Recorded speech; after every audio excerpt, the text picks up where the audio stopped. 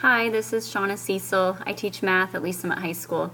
Some of my favorite hacks from this first module, the look, was the course card. So I did this course card for college algebra.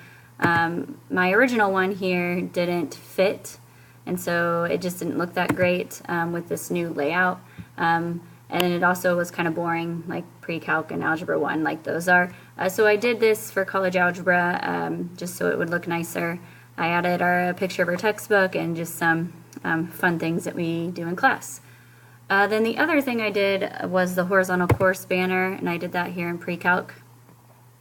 So I just thought it looked a little bit fun, a little bit nice. I added my pi symbol, my little fire symbol here.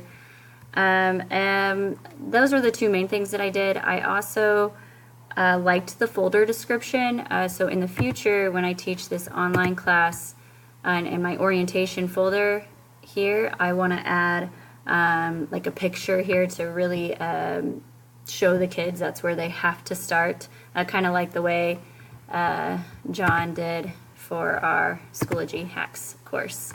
The start here, I liked that. Okay, that's it. Thank you.